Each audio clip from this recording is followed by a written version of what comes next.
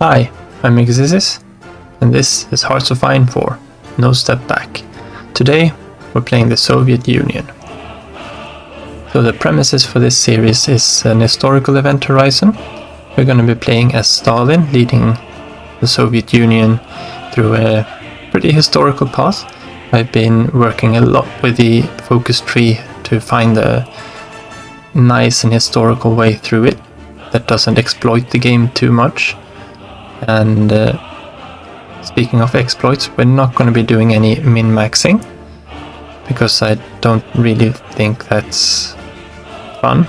And if you do that, you probably stop the Germans on the Polish border, and then you can push them back in 42 or 43 when the Untern Barbarossa boost that Germany gets fizzles out. And that's not my idea of a fun YouTube Let's Play series. So we're gonna be playing the game a little bit looser, just to give the Germans a little bit of a fighting chance. And to aid in that, I have installed Expert AI, because I just couldn't get the vanilla AI to put up enough of a fight. We will be doing a little bit of settings with that too in a bit. I will timestamp this episode, so if you want to jump back and forth, feel free. And we're going to start off with going through the spirits of the Soviet Union. So we start here with Joseph Stalin, with the Heart of Steel, which is it doesn't make that big of a difference. A little bit of extra political power gain that is more or less negated by the minus in stability. A little bit of war support, which doesn't really matter for us at the moment. If you're min-maxing, that makes a big difference because you can go to war economy really quickly. And the improved relation opinions and master impact doesn't really matter. Then we have Home of the Revolution. We're staying communist, so this one doesn't matter at all. Then we've got the Trotskyite plot, which we can get rid of later on in the game. This one is really bad, especially for the political power gain. But the stability also affects political power gain, and it also affects factory and dockyard output. We don't have any occupied territories, so that doesn't really matter, but stability is not something we have a lot of in the start of the game. Then we have politicized military. This one is another really bad spirit. The doctrine cost up 20% is really bad. And some more ideology drift defense doesn't really matter, and 3% defense on core territory. That just isn't enough to make it good. This one will get changed down the line, but it's a long way to get down there. But eventually we will change this into one that is mostly good. Then we have the 5-year plan, which is mostly bad, but the efficiency cap and construction speed are nice. The growth will be negated out a little bit by our industry, and the consumer goods, of course, is never a fun one to have a lot of. But we're a large country, so it doesn't. We still have factories to build with, even if we would have liked not to have that. Then we have the Soviet Air Force, which is a quite bad spirit, but it's not as bad as it looks. There's a lot of red numbers here, but a lot of them don't really matter that much for us. The big ones here that do matter are the air wing experience loss when killed, the first one, and the bad weather penalty. Those are the two really bad ones here. Ace generation chance and air wing training experience gain don't really matter that much. And air accidents chance, well, hardly ever in any air accidents anyway. Most planes get shot down, so that one isn't too bad. And a night operations penalty, well, we don't need to fly at night, do we? And we gain some extra experience for being on missions, which is nice. But the as long as we don't lose planes, because if we lose planes, we lose experience really fast. And we can negate a lot of these further on down the line too. Then we have the Red Army, and this one isn't very good. We lose a lot of experienced soldiers, and we've got less division organization and less army experience gain. And we get conscription laws a little bit cheaper. But we got 1.25 million manpower in reserves at the moment, so the conscription laws aren't the highest up on our priority list at the moment. Okay, so let's start off with some of these small things that we need to up for every campaign, but that I like to have fixed up. We go into the decisions tab and unclick everything that we don't want to bug us for now. Then we go into the intelligence agency. We will form the NKVD. That will be done in 30 days. We also want to go in here and want to set upgrades, operations and garrisons to high, so that the equipment will go into operations and garrisons when we need them, and otherwise they will try to upgrade the units in the field rather than reinforce them, and then they can reinforce with the second-hand equipment. I think this works out better, especially during peacetime. Let's also set up expert AI. We'll pop over here. We will give them 3 convoys. That means if they run out of convoys, they will get 50 free ones, just to make sure that they can still survive. We want to put on performance mode. We want to put on neutral South America. And I think we want to put on puppet Egypt. This usually works out better. Then we want to go in here and put the Sino-Japanese war to a stalemate. This one of course doesn't matter because we are a player. As it says down there, neither side has any special AI limiting behaviors. Oh no, below that it says it's only for AI versus AI situations. So we don't need to change that one. We can can't even choose to not favor one. Can put it over to Germany, but that shouldn't have any kind of effect at all. We could limit the research for minors too, but don't really think that makes much of a difference. And we will leave the rest of everything as it is, or on its default settings. If we feel that it's getting a little bit too easy, we can always bump these up a bit, especially the dynamic desperate defense once we're on the offensive. And dynamic reinforcements could also be nice to pop in. But we'll see if we need them later on down the line. And for research we have 3 slots and our export focus, so we got 5% research speed.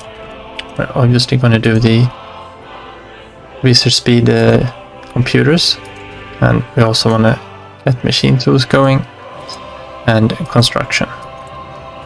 So it's we're in this for the long haul, so it's best to start off with these. We don't need any techs desperately in the beginning of the game. Okay, so let's put out some buildings too. We're gonna start with some dockyards. This isn't really what most Soviet players do, but we want a navy because Stalin wanted a navy. He actually put out a really big naval construction plan. We're also then gonna jump in to start building some civilian factories. So we'll start here in Moscow and Stalingrad. That gives us a few of them, and then we'll keep building more of them. And we want to keep most of our construction in the east of the country. So we're hoping for the historical of holding both Leningrad, Moscow and Stalingrad. So we want to kind of keep our defenses up to this line, and we will be fighting over this territory, of course. Well, speaking of navy, we can pop into here. Let's get rid of everything else for now. And these are fine, and the Kirovs are fine. These are outdated submarines, we don't want more of those. These are early submarines, we don't really want any more of those either. Let's get rid of most of these. These are fine, we can build more of those. And pop everything up to max. I probably want to keep these on 3 for now. No, not that one, the Kirovs. And we will bump the Kirovs down to the bottom and let everything else finish off, just so we get them out of the way. And I think we will pop in one on convoy somewhere there too. We have 6 dockyards at the moment, and we will be designing some new ships in a bit. We're building 7 more, which will bring us up to 13 probably. Let's just put in 13 there for now. And that should be all for the, no, nearly all for the Navy. We want to just quickly pop in here to one of the destroyers and put outdated. And I wanted to put the, so it's already put up for a, I wanted to have this icon as a gun, but it's already set up that way. I don't need to do that now. Let's get rid of the ships. And put everything else up here. We're going to be needing a lot of equipment. We can not going to be needing the trains there. Anti-air is going to be a big thing that we need. We don't have anti-tank. We're going to want to produce some of that too, of course. We do have support equipment, infantry equipment. We're not going to need any armored cars. We have lots of tanks. Let's decommission the chassis. We can find them if we need them, and we can probably decommission most of these other tanks here too. We won't be building any of those. We will be building the BT-7s though. We have some use for them, and they are the main contingent of our armored divisions at the moment. We have strategic bombers and the PE-8. I think we've got a few of them in service too. We've got 72 in service, and I think the Soviet Union built 96 of these aircraft. And it was the only 4-engined bomber that they actually built. But we will keep the strategic bomber line, because strategic bombers might come in use a little bit later. We'll put one on the Illusion 4 too, because we can have some use for some naval bombers as well, especially here in the Black Sea and the Baltic Sea. And I would like to build some interwar bombers, but we'll wait for the updated model for that. And we have the I-16, which was a decent fighter for this time period. And expert AI, you need a lot of aircraft, so let's pop some in there too. These aren't very good, and we're better off building the Fighter 2s, the 1940 variant. But we can have a few of these too. Doesn't hurt to have a little bit. The Germans will be having a lot of Bf-109s, they're 1936 fighters too. And numbers is almost as important as the technological advancement when it comes to planes.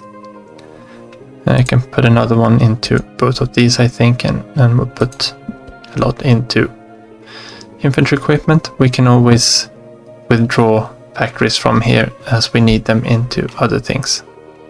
This gives us a deficit of 8 rubber, and we will import this from, I guess, our enemies is our friend. So let's get some British rubber in here. Alright, so let's pop up into the national focus tree here. And there's a lot of things here to do too. And we obviously want to go down this route. And most people would go for the path of Marxism, Leninism, one of the first ones you do here. So you can start getting down this route as fast as possible. But this one actually gives a little bit of reduction to paranoia, so we're going to hold off on that one just a little bit. We're going to start off by doing heavy industry. That's 2 civilian factories. And I think we got both of them in the east. I'm a little bit unsure about Orel. That should be... yeah, that one's going to be hard to hold, I think. Well, we'll see. We'll see how far in they get. But at least it's a factory that will work for us for 5 years before the Germans come. We don't have to be there. Okay, so let's do some army setup here. And bear with me, this is a long one. And if this is not your cup of tea, just skip it with the timestamps below. I'm just gonna separate them out for each different type now. We want one of the cavalry divisions. I'm not gonna be using cav, we only have one motorized. Let's pop that one to the side too. This should leave only infantry here. And this is just a 9 with support artillery. And we're going to be changing these up, of course, because the Soviets did like a lot of artillery. But we'll get to that in a bit. And we want to have a lot of armies. And we're going to be... Let's see, let's start off with the NKVD ones. That's these ones. These are 6 infantry with military police. And military police will exchange for probably support artillery in the future. And we will split this up into 4 different armies, I think. So these will be under one commander. And this can be the... Let's just call this the Northern Front. And, okay, Northern Front, so that works too. And we want to split this into a couple of different armies. Actually 3 is probably fine. And that gives us I could have moved 2 there. Let's move 2 over there, 1 there, 1 there. And we're going for a 1941-ish order of battle for our troops here. Just so you know where the commanders kind of go. And I don't think we have the... No, we don't have the field marshal for this army just yet. We will get him in a bit. It's going to be the same for a lot of these. So here we want to pop off. Let's pop off in there. And for this army we want Kirill Meretskov. Popov is commanding the 1st army. And Meretskov is commanding the 8th army. Yeah, so we keep things nice and neat. Then we also have Ivan,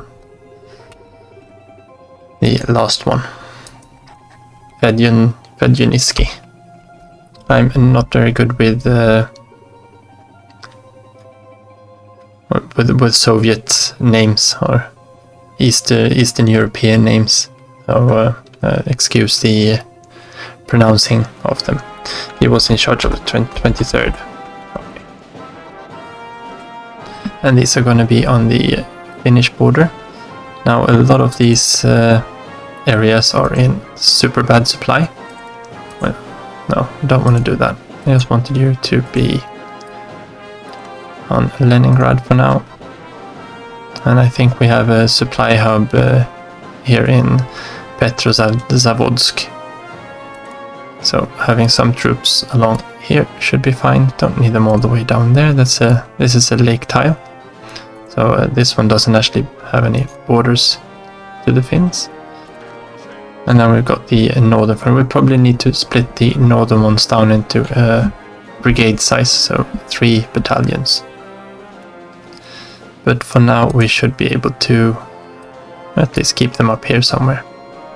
They should be safe. We should have a supply hub down there too, so we could pop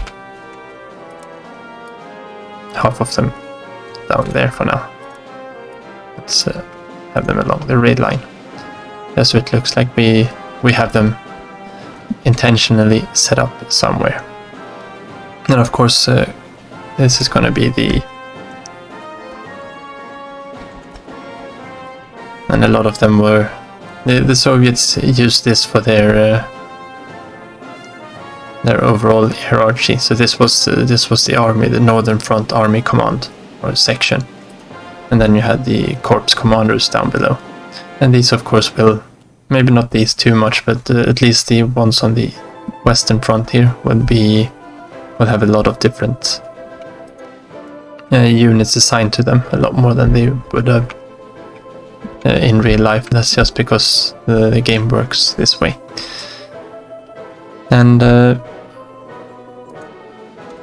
you can actually put these. Well, I think we will rename this into our auxiliary fronts, and then we will put some. I think we need from here. We want to have. See which ones we have that are close by to this side. We will put up the eastern troops up here. Thought we had some mountaineers around here. Here we got 2. We can use these to start off. Pop them down there. And then we can probably move. I want to move. I think these into a new theater. And if I'm not mistaken, you can now do this. So this will be the Western Front. We might need some on the Southern Front too. And these of course are going to be in Vladivostok. And we want to have some troops over on this side for the border conflict that shows up here in a bit. And we probably want to have 6 of them. So let's grab this. Well, aren't we allowed to select it there? Let's pop this one into there too. And yeah, why not take these 3? We want to have 6 units over here. Just so we know where we have them. And this of course is going to be the Trans Baikal and far east. And I'm yeah, okay, Voroshilov is Field Marshal at the start of the game, so he can have this command already. A lot of our other commanders need to be promoted before we can actually put them into place. And then we have let's see, we've got Rodion and Grigory. And I think he's a good one too. An old guard. Let's put Grigory in charge here for now, Kulik. And he's in charge of the 20th Army. And then we're also going to have the 13th under Rodion up here. And we can maybe use some of these. Let's just pick 3 of these, pop them down here and put them under Rodion. And he's commanding the 13th Army. Malinovsky. And do we have any good... Yeah, we've got a supply hub around here. So let's just pop them in that way for now. Yeah, so we have some troops over here.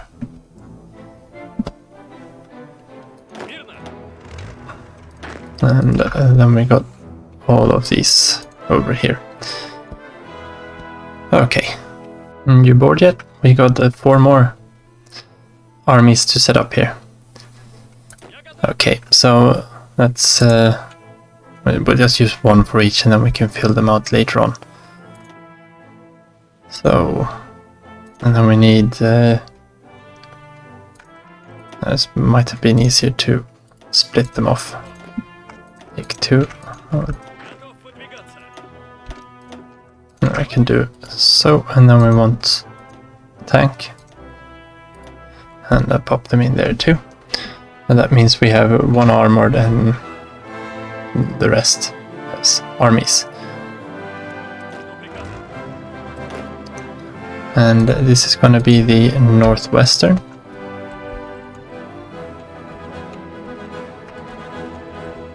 Northwestern Army. And let's see who we have here. And Koniev is still a general, so we're gonna have to promote him at a later date, of course. So we will leave this command unassigned now. We want Nikolai Bezarin to be in charge of the 23rd army.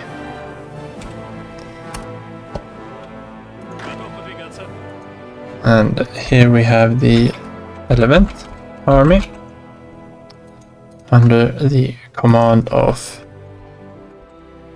Purkayev. And then we have the 15th army, of course, under the command of Gorbachev. Gorbatov, even. And we have the 9th army under Govorov. And then we have the 7th army. And this is under the command of Lelychenko. And this is obviously going to be an armored army. And this is going to be the way we set them up. We might want to, or the most efficient way would be to have the armored ones under a separate field commander or field marshal. As that would be the gamey way, but we might switch that around a little bit later. For now we'll put them up this way so you can see how it would have looked. So let's start off on the next command here. And we're gonna split this off again. And now we're running out of space there. Can still reach him, maybe not. And we want from here one of these. And I think the same thing here, because this is the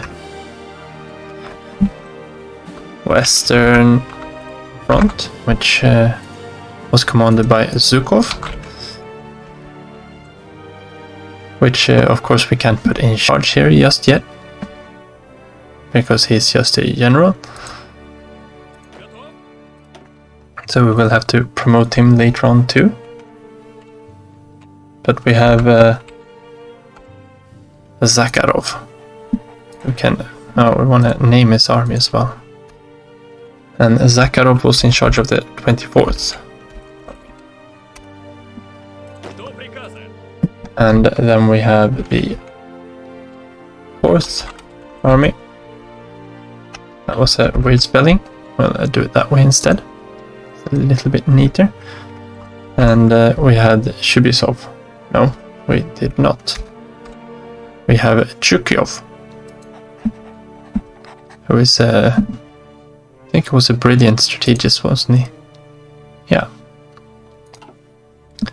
It's a shame to have him there in an infantry army, but that's the way it was, and that's the way we will at least start out.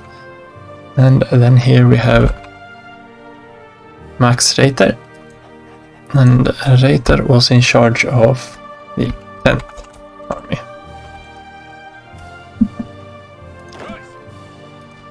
And then we have the 12th army again. That was in charge of okay, I thought Andrei, no. And that's the spelling. And then of course we have several of them. And Andrei Velasov was in charge of the 12th. And down here we have the 2nd. And this is our favorite, Rokossovsky. He was in charge of the 2nd army. And because we're running out a little bit of space here, let's grab 4 of these, pop them over into a new theater. And let's go here and let's grab a tank. Actually, we can grab 2. Oh. Okay.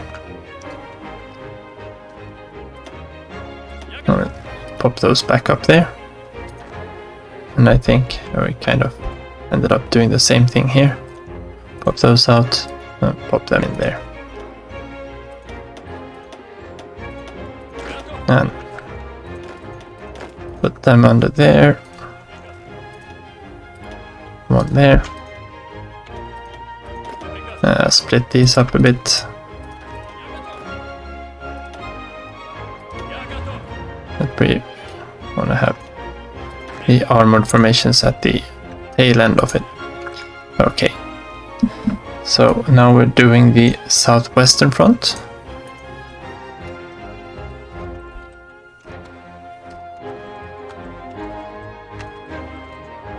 And this is probably the most inefficient way you can set your army up, by the way, because you get a lot of command groups. And they don't really have they don't confer the bonuses properly in the game. And Timoshenko is our guy of choice for this one. He's also general and needs to be promoted. So we will let him be for now. And then we have the 6th army. And we always end up going away there. And it's under charge of Nikolai Vatutin. And then we have the 12th army. Under the command of Yeryomenko. And we have Kuznetsov, who's in charge of the 14th.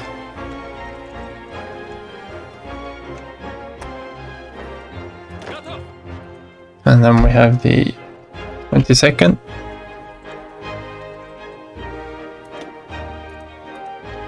That is led by Moskalenko. And the attached armored army is Ivan Cherniakovsky. I gotta try to pronounce them right. 3rd army. And I believe this is the same thing here. Because of course a lot of these guys get purged by Stalin, so we don't really have the commanders here. And it's Yakov Cherevichenko who is going to be the commander of this army group when the time comes. And this of course is the southern front. If we can type.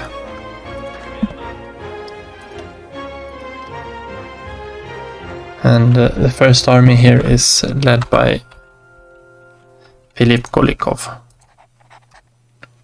And he's leading the 9th. Then we have the 16th. And it's led by Shibisov. And we have the 18th led by Grechko. We need to fix this too.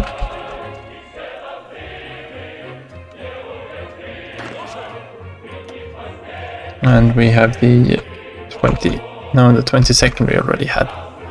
We can choose select here. We want Galatsky.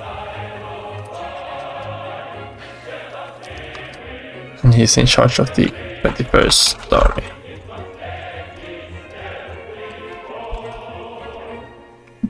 And the armored attachment here is the 5th army. Oh, accidentally knocked the microphone there, don't know if you could hear that. And it's Isa Pilyev who's in charge of that army. We then also have a small detachment of... Can put this one in here maybe? No, not everyone. Just the one, please. And here we can put Badioni in charge with a nice mustache. And this is the Stavka.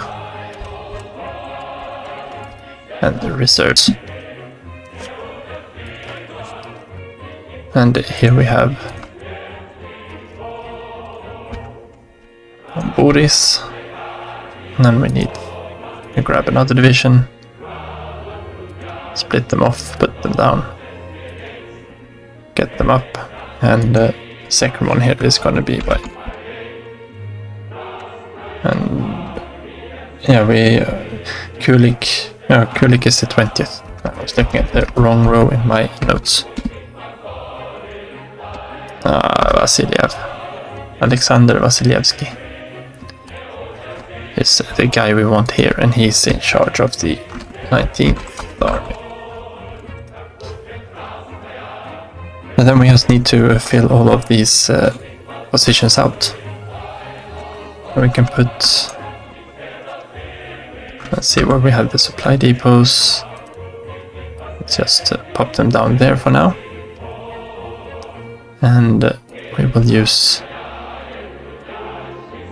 most of these here.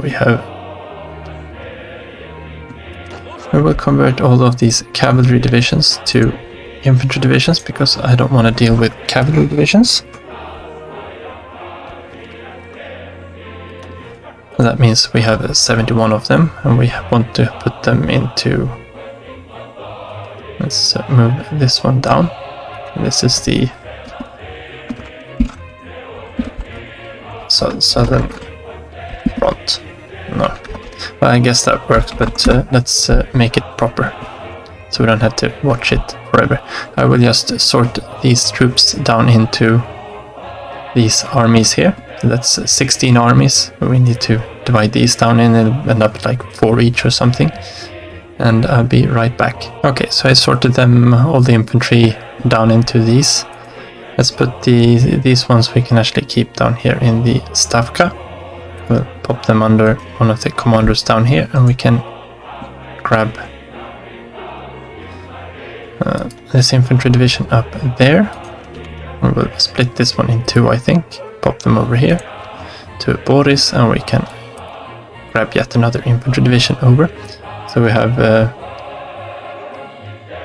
essentially one 24 unit army here, 124 unit army here, and then there's about 20 in these.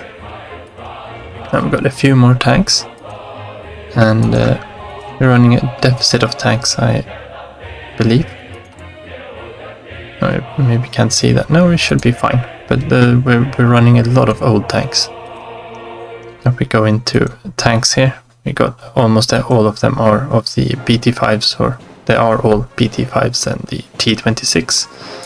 And we did put these off. The BT5s, they're okay. They've got a decent speed and decent equipment. They got the small improved cannon. This is a perfectly acceptable tank. BT7 is a little bit quicker.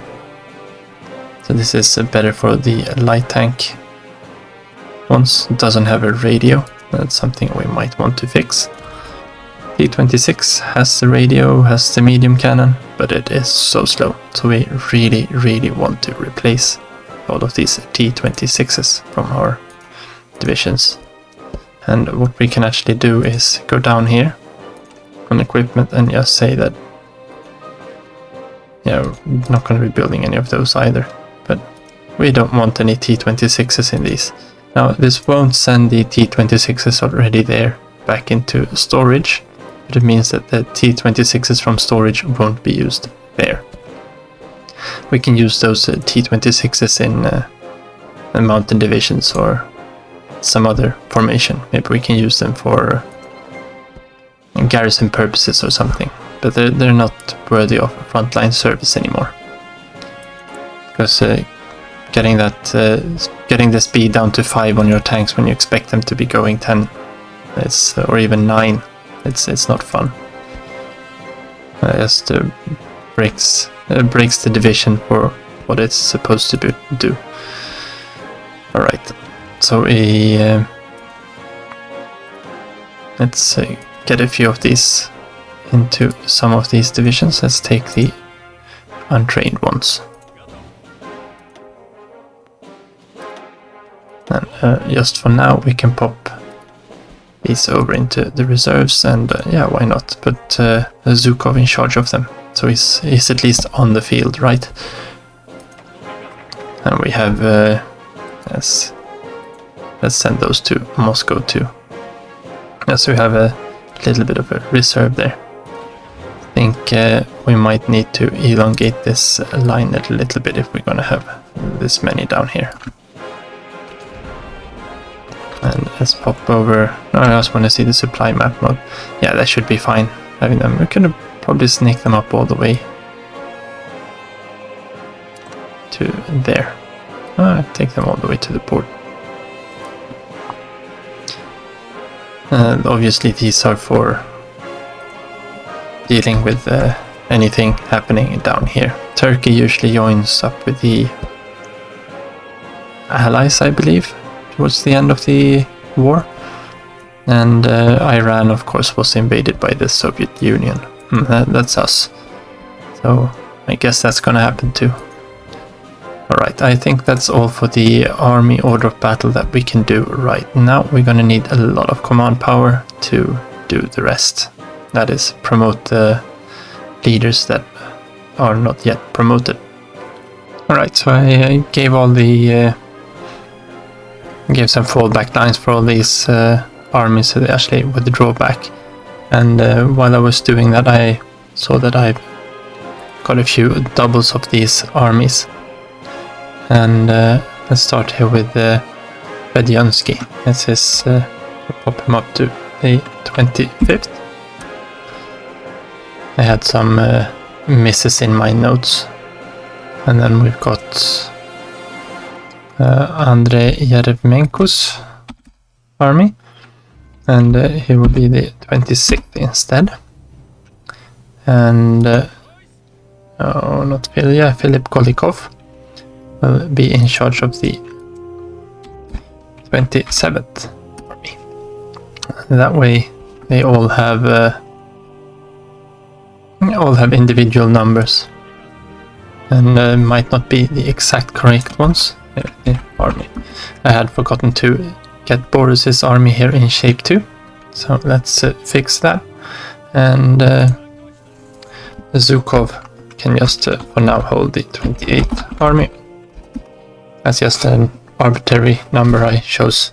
So we've got 28 armies here and they all have an individual number now. That makes a lot more sense.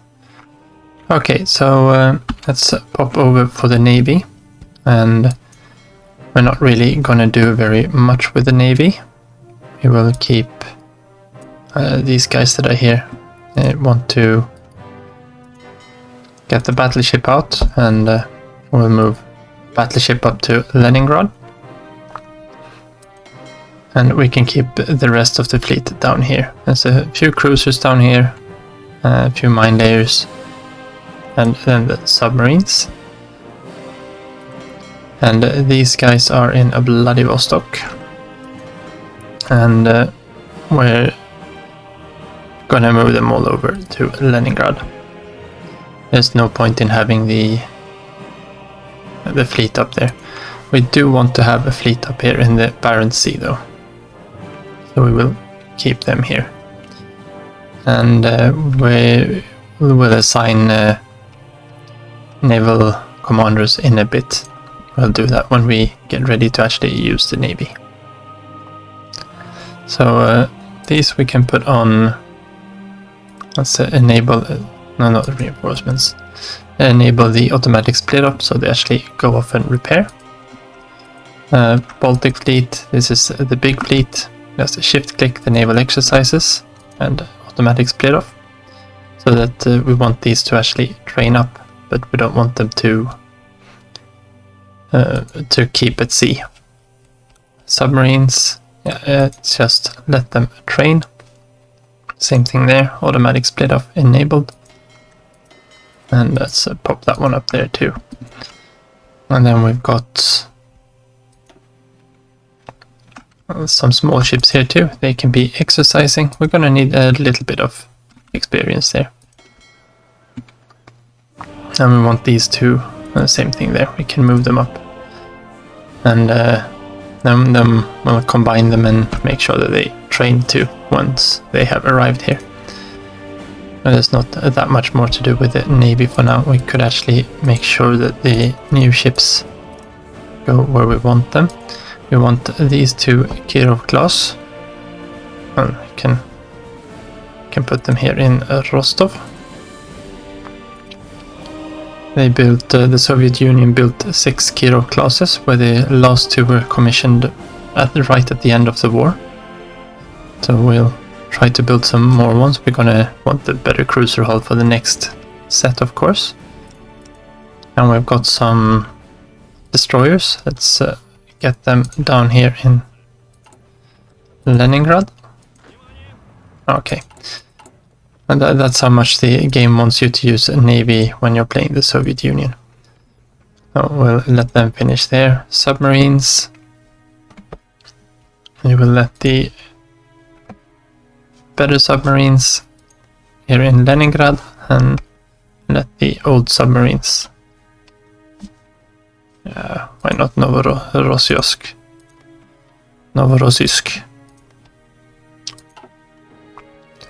So there we go, and I think that is the Soviet Union all set up. Well, we've got the Air Force to take care of course. Easiest way is to go into the air overview here. And we will just select everyone. And bring us back here to Moscow, and we can deal with them in a bit. Once we've started the clock. We're in no hurry whatsoever, but that means we got all of our aircraft and we can collect them up into and divide them into proper sized air wings. And we will go over the air a little bit in more detail later on. And I'd like to thank you for watching the first episode in this Soviet playthrough, and I hope you enjoyed it. And next time we will actually start the clock here and start playing the game. The next episode should be up at the same time as this episode. So it should just be to walk over and start watching the next one. It'll be up here on one of the sides as soon as it's done. So thank you for watching. Take care and see you next time.